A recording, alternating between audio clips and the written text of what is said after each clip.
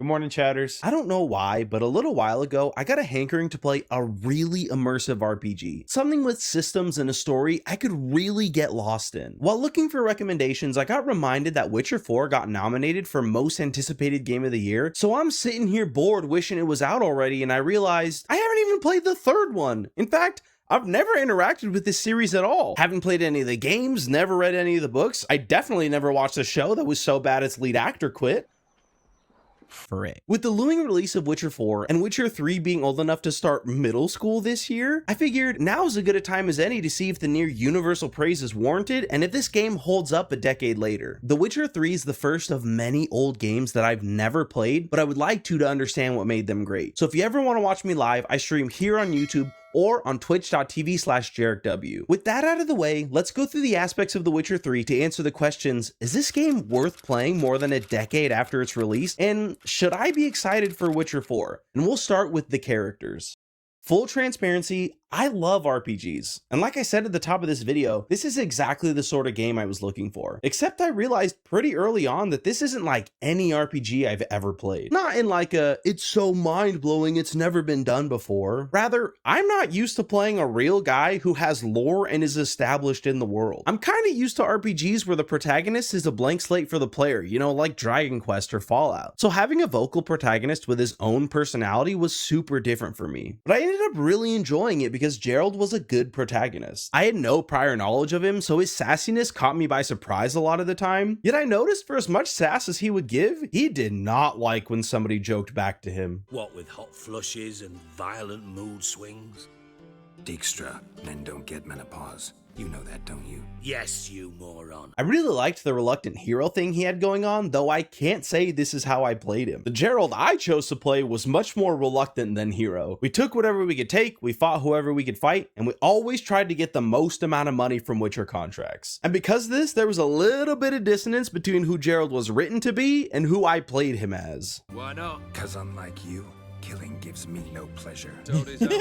I have not been playing Geralt true to character at all. Speaking of dissonance, the one aspect of Geralt's character I didn't like is that he's a massive gooner. It was my experience that Geralt wasn't really the talkative type. He was friendly when he needed to be, and as I said earlier, he could be sassy if he wanted to, but anytime a pretty girl was around, all of a sudden, Geralt became a freaking comedian. We'll touch on this a little bit more as we get into the wider world of The Witcher 3, but I wasn't about to encourage this behavior, so we didn't romance anyone. Though I am ashamed to admit we had some moments of weakness. I'm not looking. Wait, ooh, who's that? Sorry, I got distracted. Surrounded by three guys. That being said, I really wasn't impressed with the main romance option that the game seemingly wants you to take. I think the only desirable quality Yen has is that the game is definitely pushing you in her direction. Geralt is obsessed with her for some reason, which I guess isn't saying much because he's obsessed with every beautiful girl, but he seems particularly drawn to Yennefer, something I do not understand because she's condescending and generally not nice, especially when we've met up with her at the castle and she's mad at Geralt for stuff he did when he had amnesia. You can't blame him for that. He forgore. And besides, she explicitly says she didn't do anything when she realized he had amnesia, so why is she mad? I just didn't like Yennefer's characterization in this game to the point where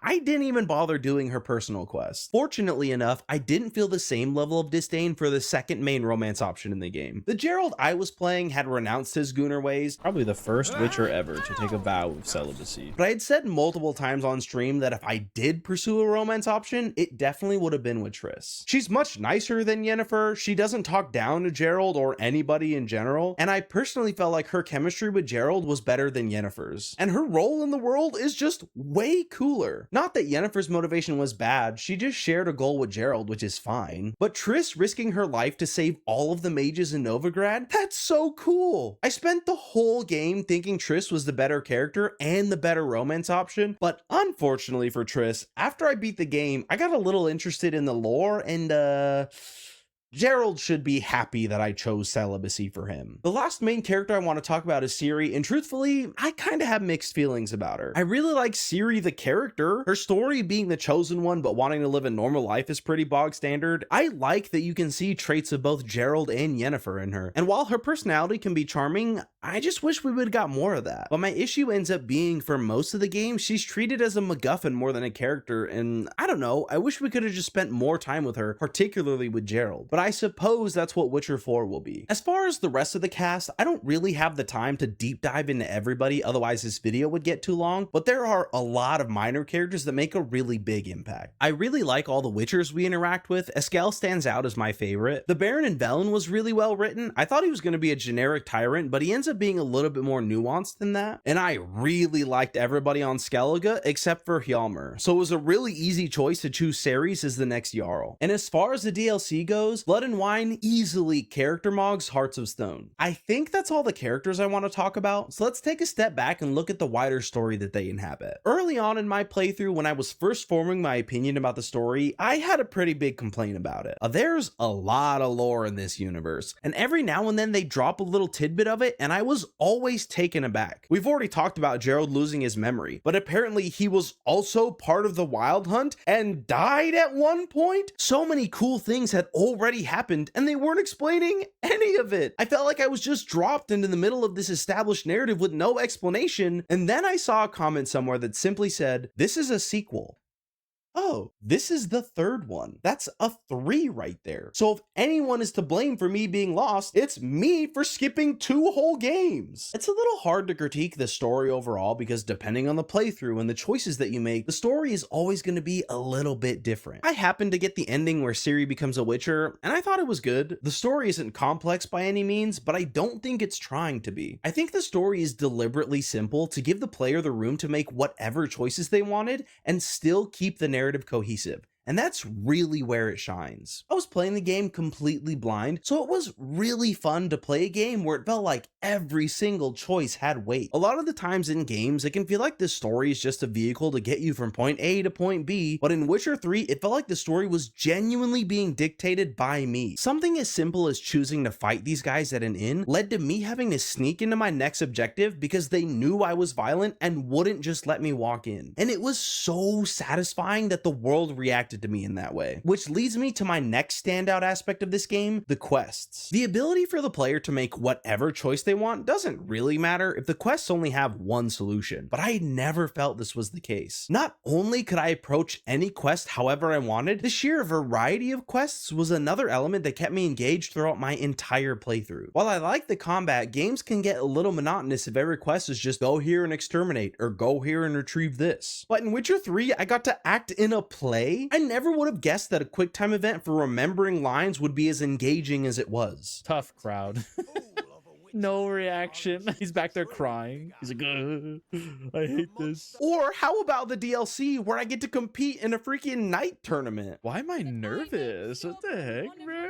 And speaking of the DLC, I like Blood and Wine more, but they're both well done. I spent a good chunk of Hearts of Stone worried that the ghost was gonna ruin my celibacy streak, but thankfully that didn't happen. And I really liked the fairy tale stuff in Blood and Wine, but near the end of the game, I was reminded of one of my main critiques. I mentioned a little earlier that Gerald is a goon. Women are constantly throwing themselves at him, there's surprise breasts everywhere, and even the rabbits can't help but have sex on screen. They just put rabbits doing it in the middle of my screen? And yet throughout it all, I never once had to worry about seeing some bare balls. Ciri, show me this guy's balls. It's not fair that I had to be worried about random boobies, but never once had the potential of seeing some pipe. And it's not like I want to see them or anything, it's just, it's sexist, it's not equal, and that's not right. Other than that one minor complaint, the story and the quest in The Witcher 3 are pretty good. But this is a game after all, and if it's not actually fun to play, what has this all been about? Unlike the story, I have actual criticisms of the gameplay, but I really only have 2 complaints, so we'll begin there, starting with the more minor of the 2. There's a lot of loot and gear in this game, which I think is cool, and it gives you a reason to look around and explore. And at first it was really rewarding to find hidden treasures and loot everything, until I realized most of the stuff is straight up worse than the Witcher gear, so there's not really a reason to use it. By the end of the game, I was purposefully not using Witcher gear and swords just to try something new. I get that there's probably a lore reason they only use swords, but this is a game, and it would have been really cool if you were incentivized to use the axes or the shovels or even the alternative swords. This complaint didn't affect too much though, because I was still able to complete all of the stuff I wanted to do with the worse gear albeit I did struggle a little bit more. But it's overall nothing compared to the second issue I had, which is that I absolutely hate Roach. I don't know if it's a sign of age, but using this stupid horse felt horrible. On paths, it could be okay, but even then, she'd sometimes just run off the path, and whenever she did, she inevitably got stuck on something. I don't even understand how she gets stuck on anything, because it's pretty apparent that Roach is an interdimensional being, considering she can teleport to you from anywhere. Yet not only is she constantly getting stuck, why doesn't she teleport anywhere near me when I call her? It got to the point where I would just prefer to run places rather than worry about riding Roach. Especially after she lost me a race, I was done. I hate this horse so much. Roach is so bad. Now that I got that off my chest, that's kind of where my gameplay complaints end. While I've seen some mixed opinions about it, I really liked the combat in this game. I've played old games before that I personally didn't like because the combat felt so bad. But I think Witcher 3's combat aged really well. I had someone come into the chat and say that I should turn the difficulty up to the max because then you have to use all the tools the game gives you. But I found that the game was more fun in general when I used all the tools, regardless of difficulty. And while I think you probably could just spam attack and dodge buttons if you really wanted to, I didn't do that because I like having fun. I also really liked how if I came across a group of low-level enemies, they were still a threat if they attacked you all at once. One thing that has me excited for Witcher 4 is that Ciri was so much more fun to play than Geralt. I repeated multiple times throughout my playthrough that Ciri's dodge felt more fun to use than anything Geralt could do. I really hope they expand on her abilities in Witcher 4, man. I'll be so disappointed if I can't zip around anymore. Going back to Gerald, I can't speak for the viability of everything, but one thing that makes me want to play this game again is the variety of skills and builds it seems are in the game. I ran a pretty standard light attack and sign build with medium armor, yet even in the attack tree that I focused on, I only ever went down like 2 paths, so I'd be interested in trying other builds just to see what the game has to offer. Last but certainly not least, call me Spider-Man because I gotta touch on Gwent. One of the first things chatters told me when I started playing was that Gwent was the real game, and they weren't wrong. I dueled every single time I could, always for the highest bid possible, and I beat every single opponent I played first try, except for the ones that I didn't. I lost in the first round! No! My only complaint about Gwent was that if I wanted to consistently win, I was stuck playing one deck that was definitively better than the other ones. But just like using non-optimal equipment, I still used the other decks when I wanted to have fun. That's pretty much the extent of my thoughts on this game as a whole. So let's go back and answer the questions I had at the beginning of this, starting with, is The Witcher 3 worth playing more than a decade after its release? If you've been giving even a fraction of your attention to this video, then you know the answer to this question is a resounding yes. Maybe I don't play enough modern games, but I feel like Witcher 3 barely shows its age. The graphics aren't like crazy by today's standard, but they're by no means bad, and gameplay wise, I hated using Roach, but everything else worked, was fun, and felt fluid to me. Now, am I excited for Witcher 4? Surprisingly, this is more of a hesitant yes. I know I mentioned how I enjoyed playing Ciri more than Gerald, but that's because of the abilities she had that weren't Witcher abilities. And in the very limited material we have of Witcher 4, Ciri kinda seems to be a regular Witcher. I know it's early, we don't even have any gameplay yet, so hopefully this is an unwarranted concern, yet I'm still choosing to personally be cautiously optimistic. It wasn't a shock to me that I like Witcher 3, but it's surprising how much I liked it, and I'm just glad that I can finally relate when people talk about this game as one of the greatest games of all time. Remember, if you ever want to come watch me play old games that you might like, I'm often live here on YouTube, and my Twitch will be linked in the description. If you never want to see me again, alright, see ya!